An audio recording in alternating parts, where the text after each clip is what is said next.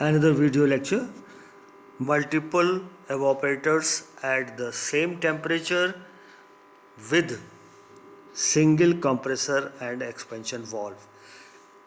Sometimes multiple evaporators are also used with only one compressor and condenser and expansion valve.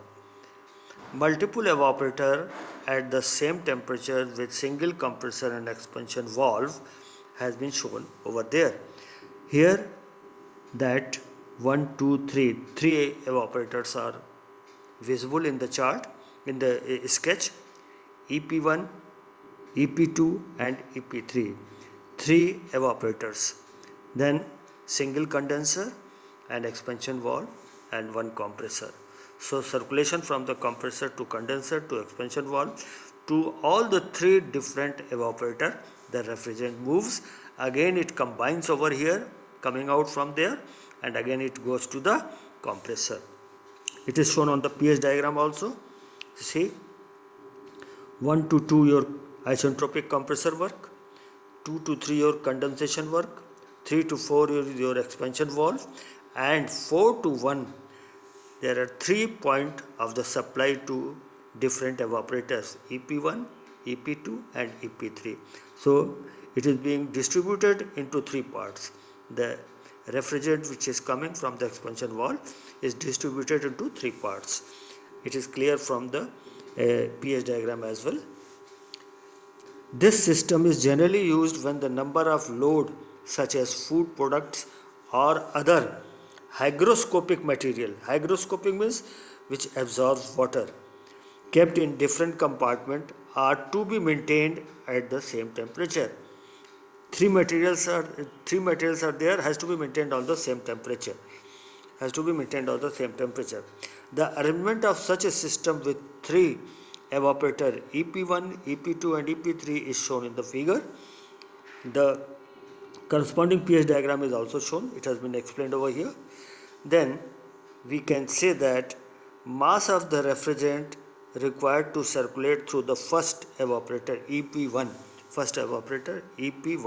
here, that is given by M1 200. If one thing more, Q1, Q2 and Q3 are the load on evaporator EP1, EP2 and EP3 respectively in tons of refrigeration. Okay, the Q1, Q2, Q3 are the load on different three evaporators EP1, EP2 and EP3. Then if mass of the refrigerant circulated through the first evaporator EP1, M1 is given by 210 Q upon H1 minus H4 kg per minute.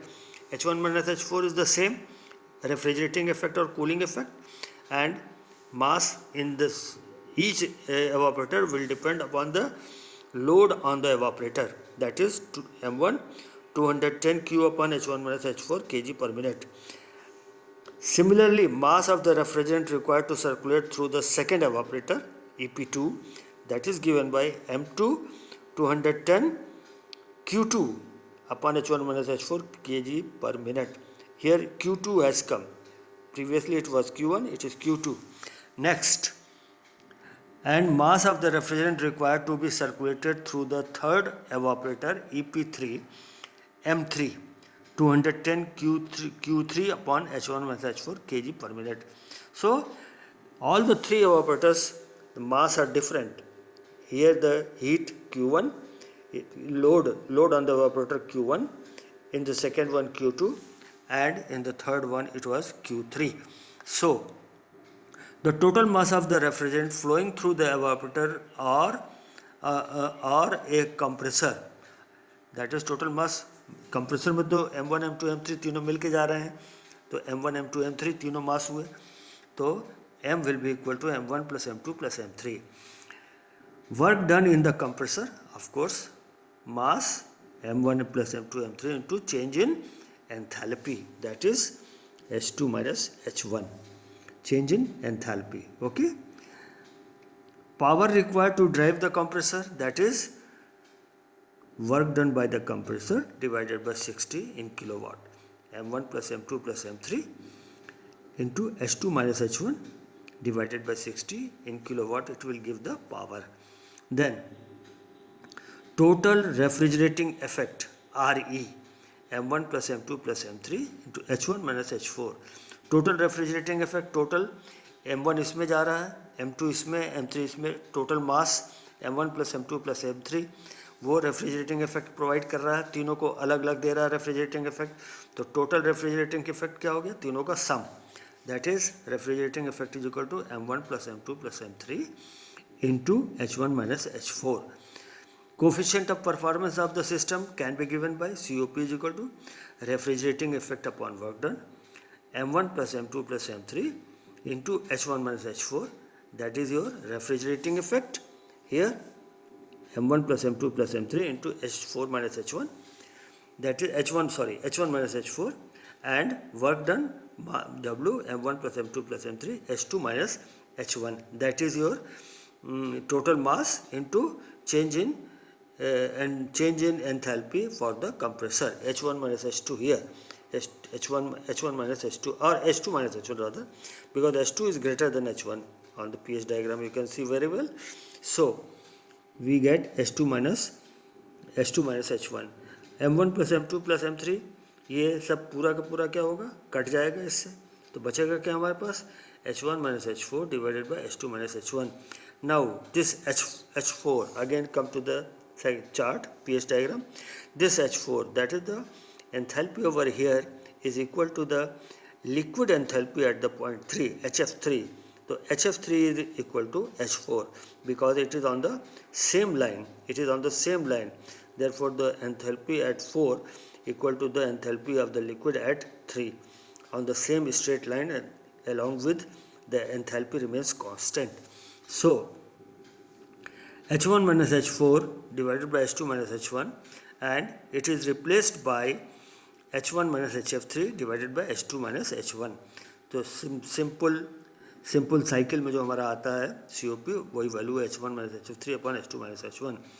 और refrigerating effect then power में क्या होता है, mass into H2 minus H1. Simple जो हमारा आता है cycle में सेम यहाँ पर भी वही चीज़ हुआ.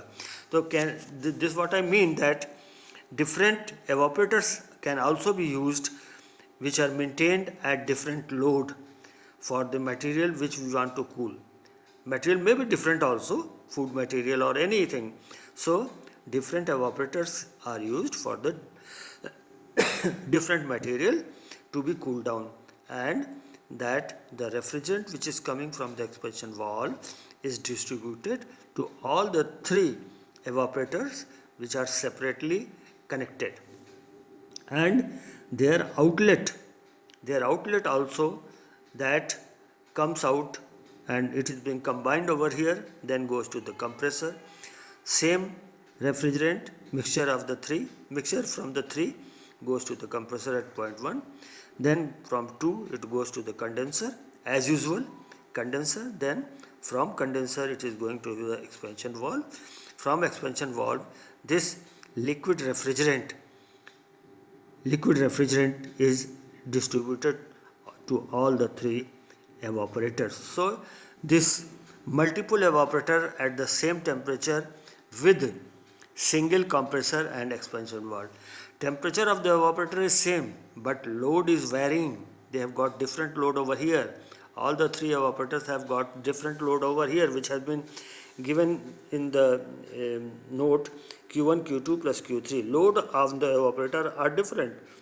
Different evaporators have got different load, but temperature remains same. Cooling temperature remains same. So we can cool in different evaporators, different material or same material in different at same temperature, but load is same, amount may be separate, so the load is same. Okay, in that way multiple evaporator function has been explained over here. Thank you.